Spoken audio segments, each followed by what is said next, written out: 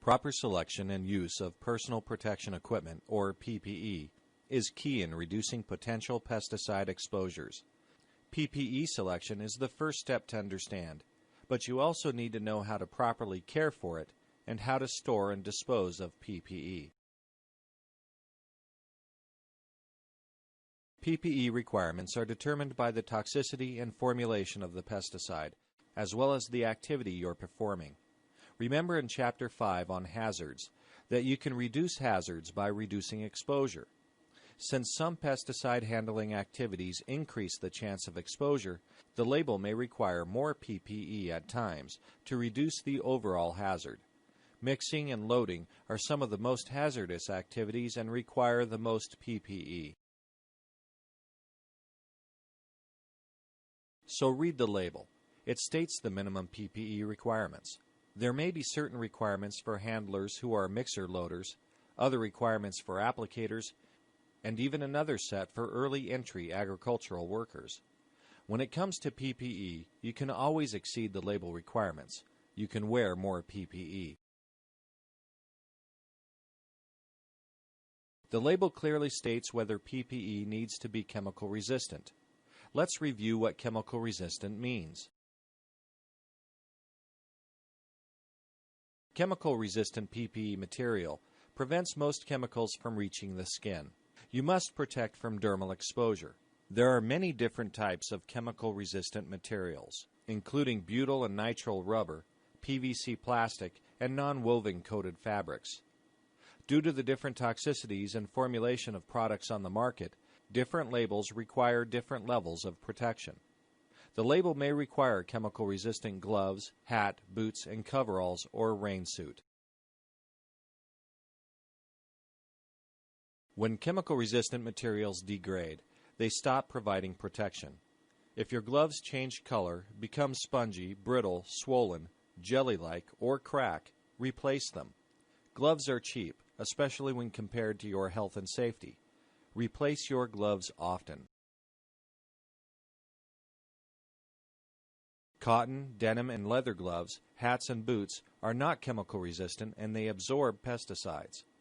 Although work clothing made from these materials is much more comfortable, it shouldn't be worn when making applications. Save your leather work boots and cotton ball cap for when you're not working around pesticides. Okay, now we'll look at what PPE is available and when you should wear what. At a minimum, your PPE should include a long-sleeved shirt, long trousers or coveralls, gloves, shoes, plus socks and a hat. Remember, you can always wear more PPE than the label requires. A variety of coverall designs and materials are available. Wear coveralls over clothing and make sure zippers are zipped all the way up and covered. If you're wearing a two-piece coverall, the top should extend well below your waist and should not be tucked in. Coveralls may vary in their level of protection from cotton to Tyvek, which is water resistant, and to other chemical resistant suits.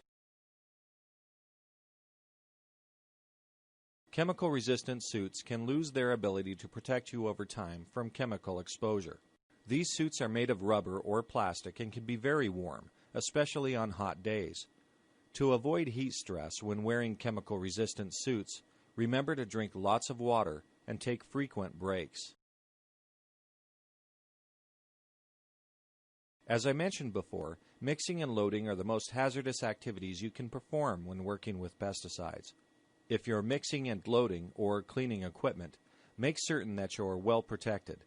Wearing a chemical-resistant apron that extends from the neck to below the knees is not only a good idea, but many times it's required by the label. Most pesticide exposure occurs through your skin or from dermal exposure. Because your hands are most likely to be exposed, always wear gloves when working with pesticides. Remember, during mixing and loading, you're working with concentrated product, so don't forget your gloves. Check the pesticide label and make sure your gloves are made of the appropriate material. No matter what material they are made of, gloves should be unlined and waterproof. To avoid having pesticides drip into your gloves when you're spraying overhead, Tuck your sleeves inside the gloves and fold the cuffs up to prevent pesticide spray from dripping into the gloves. If your spray job requires a lot of movement between overhead and waist level spraying, use duct tape to secure your gloves and the sleeves of your coveralls to prevent pesticide exposure. What's wrong with these gloves? Although these gloves may be more comfortable for extended wear, lining in a glove absorbs pesticide, and the glove holds the pesticide contaminant close to the skin. Plus, they're impossible to clean. For the same reason, never use absorbent cotton gloves when applying pesticides. The entire glove absorbs pesticide and fails to provide you any protection. Gloves are the most important piece of personal protective equipment. Wearing gloves can reduce dermal exposure by 99%. There's an exception, however. Methyl bromide and other fumigant gases can become trapped inside gloves or even boots. The fumigant next to your skin can actually cause burns. Make sure you read the label and take care of your PPE.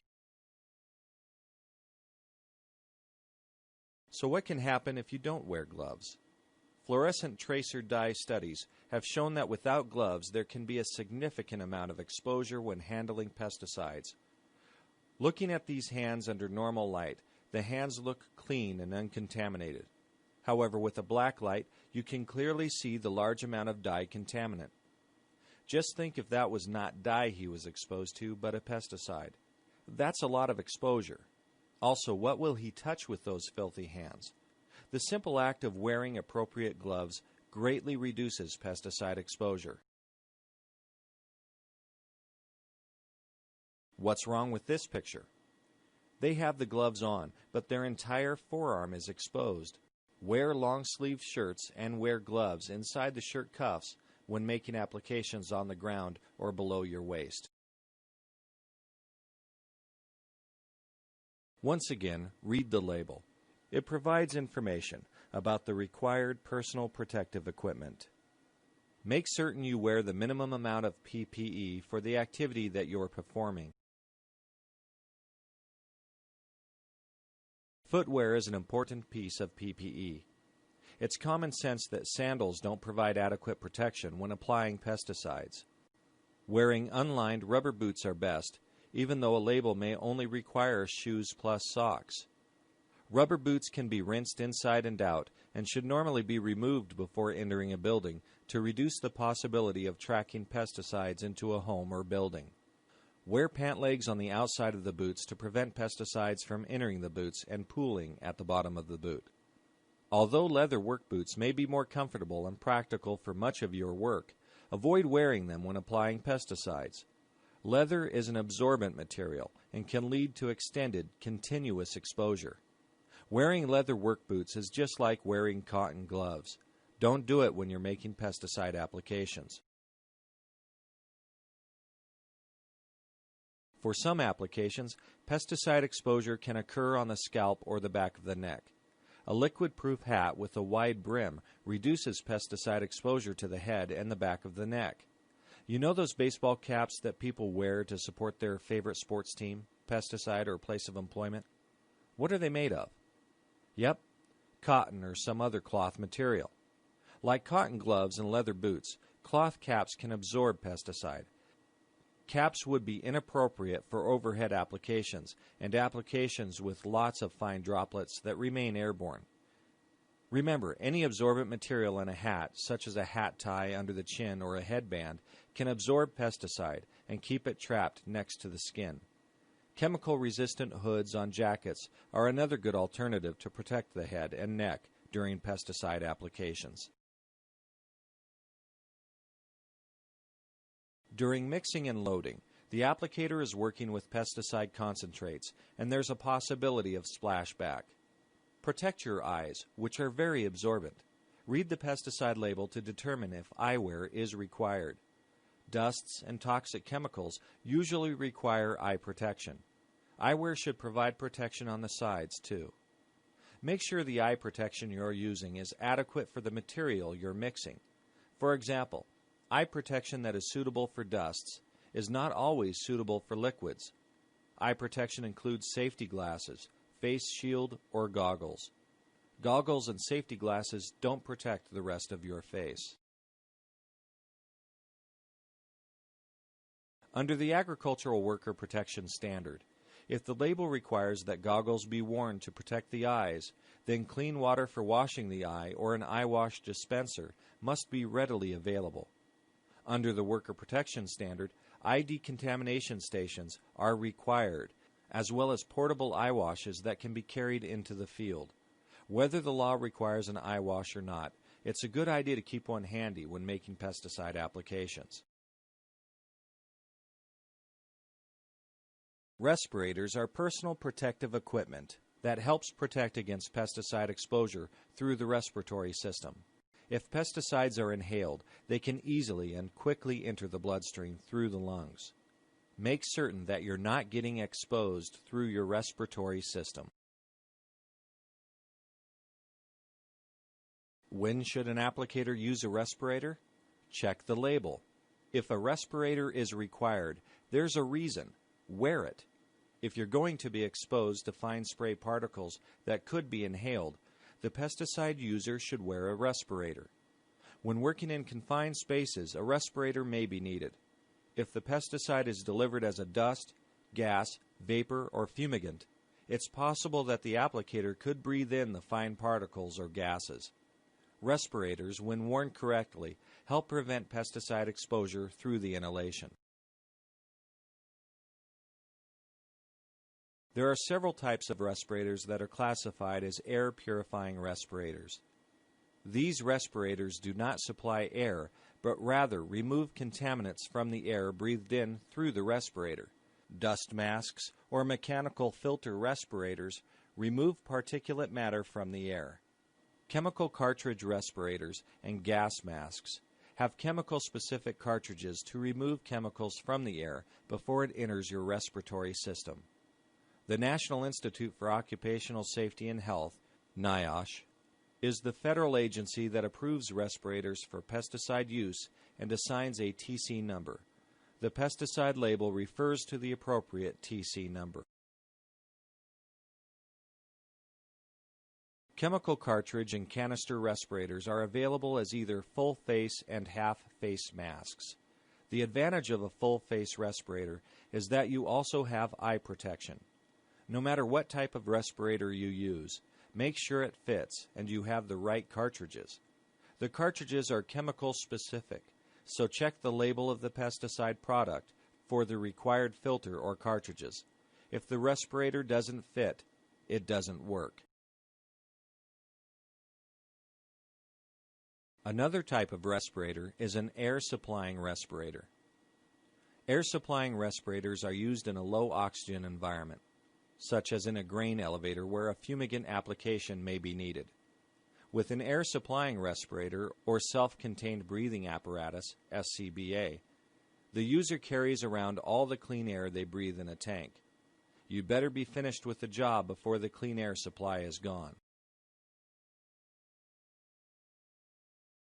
Which type of respirator is this? It's an air-purifying respirator, a chemical cartridge respirator. This is also a full-face respirator providing eye protection as well. Works great outdoors where there's plenty of air.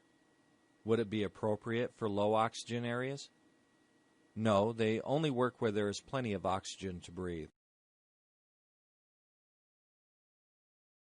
Remember, the National Institute of Occupational Safety and Health, or NIOSH, is the federal agency that requires respirators for chemical protection.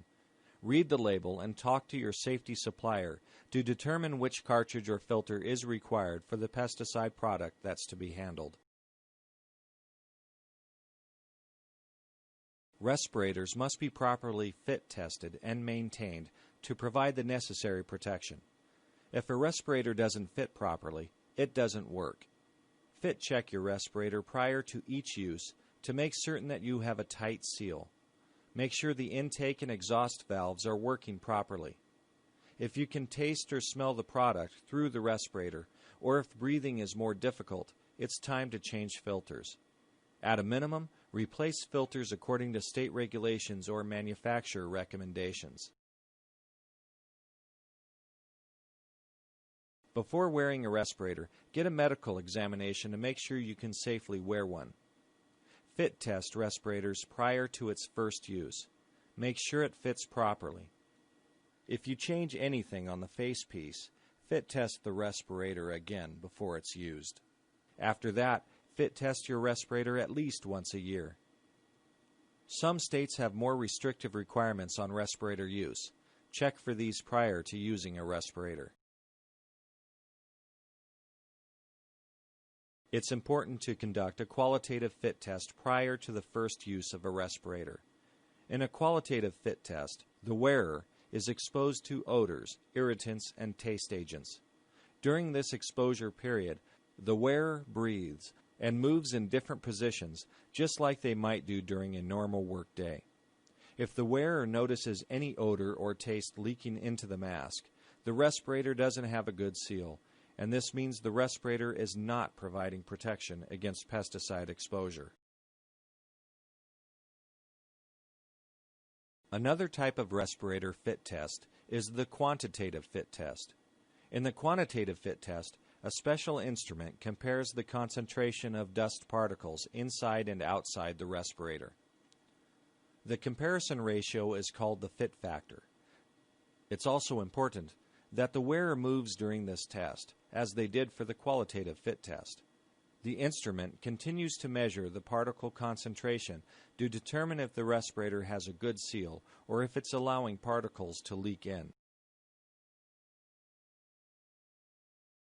Do a qualitative or quantitative fit test anytime you change respirators and at least once a year. Make sure you fit check your respirator each time you put it on. Before each use, check the respirator's seal by doing a positive pressure check. To do a positive pressure check, place your hand over the exhalation valve and breathe out gently. If you feel the mask tightening around your face, you have a good fit. The air you're exhaling is filling the mask, and you don't have any leaks between the mask and your face. The other test you need to do is a negative pressure check. For a negative pressure check, place your hands over the inhalation valves. Inhale and hold your breath for 10 seconds. If no air moves out around the seal, the respirator fits properly. Different facial features, scars, and facial hair don't allow for a good respirator seal. A properly maintained respirator provides protection from pesticide exposure. After each use, remove the filters and wash the facepiece. Store filters in a sealed bag in a clean, dry location, and mark the bag with how many hours the cartridges or filter were used. When you're using a respirator, pay attention. If you smell or taste a contaminant, get to fresh air immediately. Your respirator may not be working properly, and you may be having a pesticide exposure. Other indications that your respirator may not be providing protection are eye, nose, or throat irritation, difficulty breathing, or the air becomes uncomfortably warm. If any of these occur, or if you become nauseous or dizzy, get to fresh air. Not only do you need to keep your respirator clean, but you need to maintain all your personal protective equipment so that it continues to protect you. At the end of each day, discard disposable or worn PPE pieces.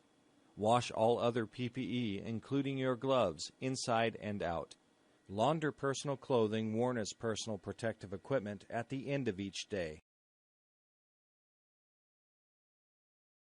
Separate pesticide-contaminated clothing from your family laundry.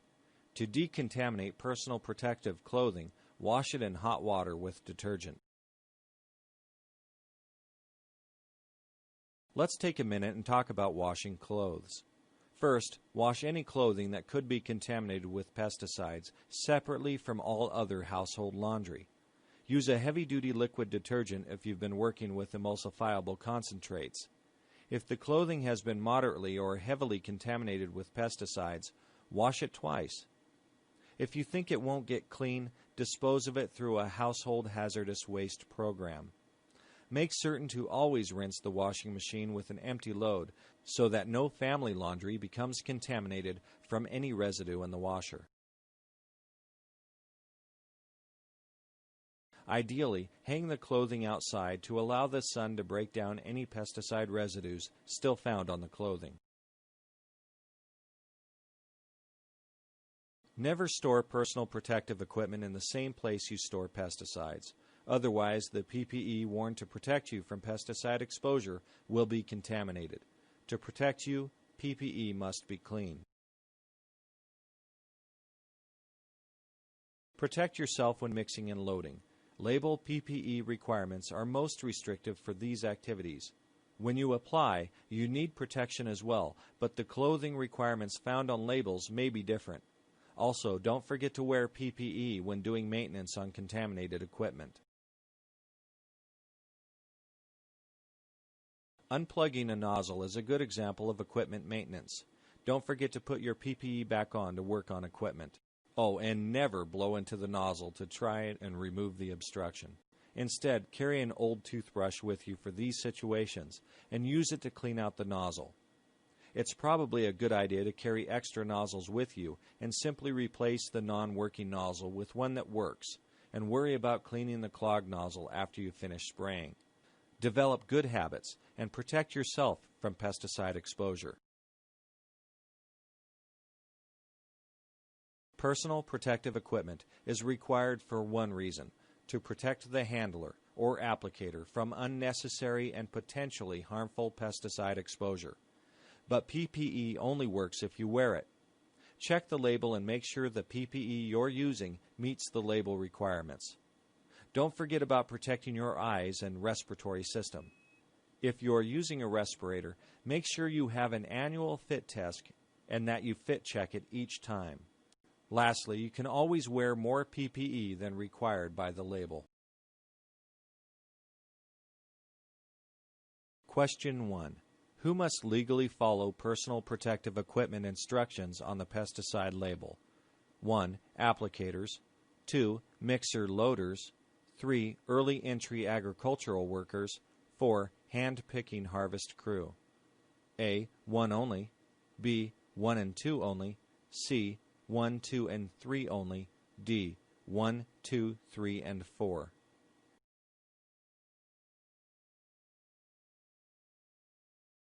Answer is C. Any person who handles pesticides or re-enters a treated area prior to the end of the restricted entry interval must wear appropriate PPE. Question 2. A pesticide label may require a respirator be worn for personal protection when handling the pesticide product. Which of the following are types of air purifying respirators? 1. Chemical cartridge respirators. 2. Gas masks. 3. Self-contained breathing apparatus. 4. Supplied air respirators. A. 1 and 2 only. B. 2 and 3 only. C.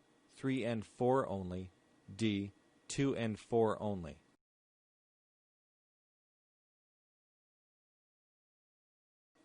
Answer: A. Both chemical cartridge and gas mask respirators purify air you breathe through the filter. Both 3 and 4 supply air directly. Question 3. Where does most pesticide exposure occur for pesticide handlers? A. Eyes. B. Hands. C. Forearms. D. Feet.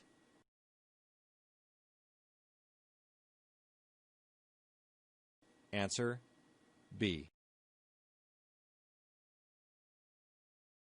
This presentation was authored by Carrie Foss, Becky Hines, Carol Ramsey, and Brett Johnson of Washington State University, Urban IPM and Pesticide Safety Education. The illustrations in this presentation were provided by the Nevada Department of Agriculture, the University of Missouri-Lincoln, Virginia Tech, the Washington Department of Agriculture, and Washington State University.